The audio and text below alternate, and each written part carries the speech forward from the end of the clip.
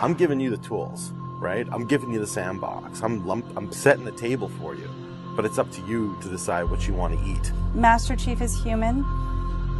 He's not a machine. He's not a set of armor with a big weapon.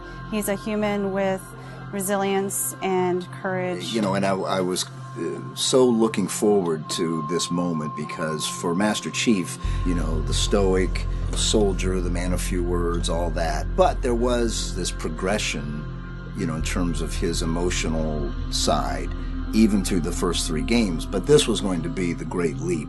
What happens when that soldier starts to discover his humanity? We had to create a situation that was going to knock him out of his comfort zone.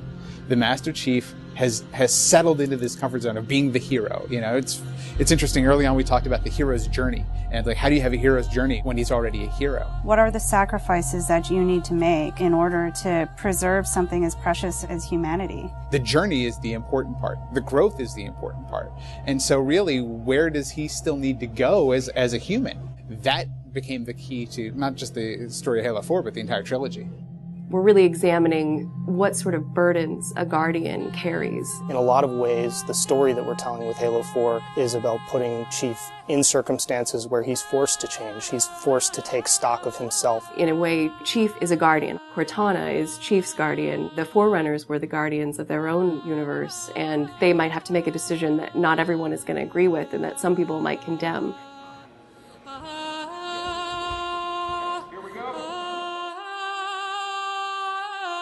It's almost like you're a little kid and you're just playing make-believe again. So you imagine everything. The table's here. The plinth for Cortana is here. There's a window here. Ready, go.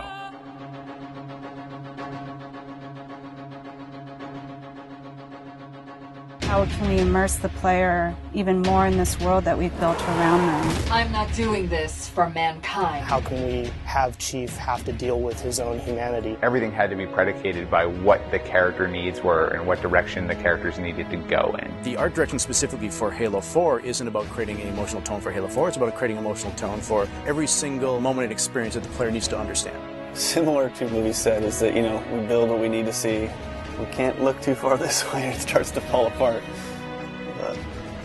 But back in here, things are looking good. Film is like, I'm going to create something, and it's going to be awesome, and I'm going to polish it, and I'm going to own it, but I'm going to share it with you, which is very different than game storytelling, which is I'm going to give you all the tools, I'm going to give you all the possibilities, and it's up to you to discover it. Answering questions and answering the directions that the narrative had already taken defined the path forward for us as we started to tell the story. We're always telling these huge, big stories. We've got Infinity, it's the biggest ship that has ever been launched. We've got Requiem, which is like the biggest Forerunner artifact we've ever found. But in the middle of all of that, we've got this very small personal story between Master Chief and Cortana. You tell a story with every detail that you put into a game. Immersion is really what allows somebody to believe your universe and also to become emotionally caught up in your universe. Ready to get back to work? I thought you'd never ask. How do we make sure the sights and the sounds and the things that they're feeling as a player inhabiting that suit really comes through more clearly? And you know, technology has allowed us to do that with much higher fidelity than back in the CE days. Okay, so those are definitely bigger ones. Yeah, those start to get. Just because we've got more people. Let's roll video. Yeah. So this will be just video and audio only, no face, no mocap. In that case, you won't mind if we return the favor. As we design these things, we put together the best plan. Until it actually touches an actor, it lacks humanity. Having the ability to work with the actors on stage, capturing their face, body, and voice at the same time, really gives us an opportunity to create an immersive experience for the actors. Working at Giant, we could have at least 8 actors in the same volume at the same time. So the objects that they're acting around and the people that they're acting with, against, through, and toward are there in the scene with them, and it makes a huge difference.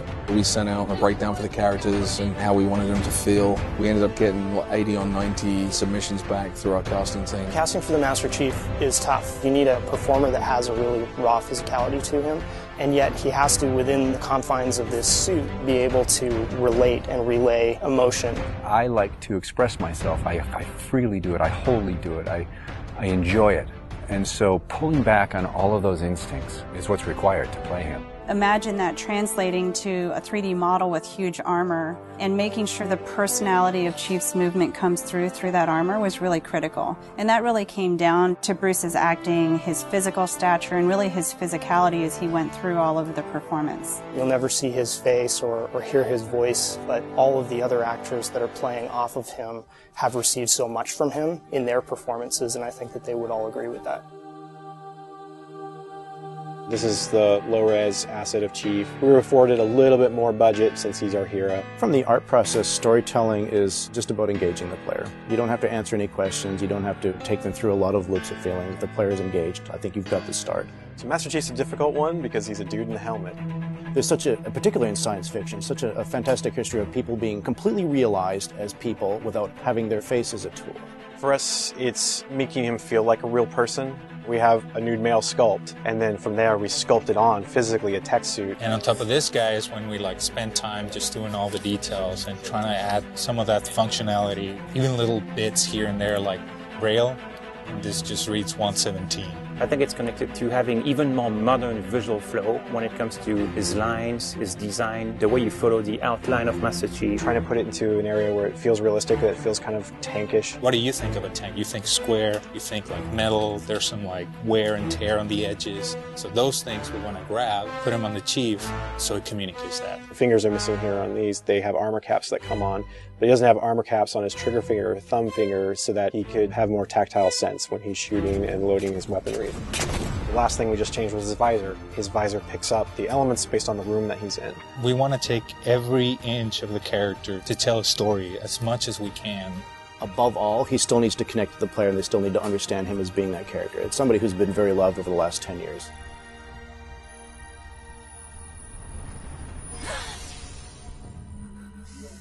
The irony here, right, is that we have a character who's not human at all in Cortana. I was put into service 8 years ago. She is the most human character that we have in the story. Right? She's struggling with her own mortality. AIs deteriorate after 7, Chief. That's something that everybody struggles with. That's the most, human it gets. If we can just get back to Earth and find Halsey, she can fix this. Everyone has to figure out what it means to die. She's strong, she's convicted. She herself is going through a really difficult time in understanding the things that are happening to her. We were looking for somebody who really could bring just fire and stuff that's required for some of those sequences. We needed to make sure we found someone that had some innocence to her, but also could be very strong at the same time. If you imagine that you could have 20 emotions at one time, she has that. I will not allow you to leave this planet! She's really the heart of the game and the heart of Master Chief, and explains what's going on and why it's a problem. I didn't mean to. I didn't mean to do that. Cortana is certainly our biggest human connection, I think, with the entire story. How can we see these subtle details in her facial structure? It's the Forerunner symbol for Reclaimer. So this is the baseline where we started from Cortana, and then we go through and tweak and modify, having all these different elements moving throughout her that make her feel alive constantly. We wanted to make it to where you could have code flow lines start from every digit from her toes to her hands, and then be able to flow all the way up into her head. What you experience is her taking care of you as a player from a gameplay perspective, but I think you also start to get a sense of how she takes care of the human side of Chief. Wake me when you need me. They spotted us! Bringing Jen and Steve in and having them layer their voices over the character performances in the cinematics, that just brought the whole experience together. You look at just the number of lines that the Chief has had over the course of the franchise, and it's not a lot. How much firepower would you need?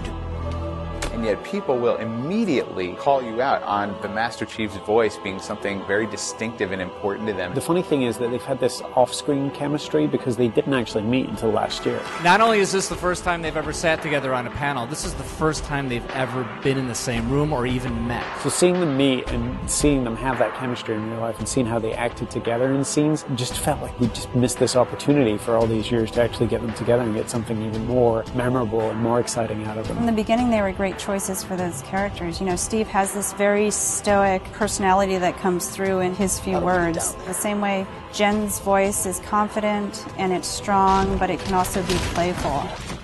You do know you don't have to wait until the last minute just to impress me, right? In many ways, Halo 4 is the first act. We want a player to be able to ask themselves what it is to be a hero. Is the sacrifice worth it? I often think of him as like Atlas, you know, like he's got the weight of the world on his shoulders all the time. Chief and Cortana are the same person, but she has always been the reflection of his humanity. People don't play Halo to watch a soap opera, and yet you don't want to just be kind of pulp. To me, it's a natural progression of this story, and it takes this relationship to the place it should go to.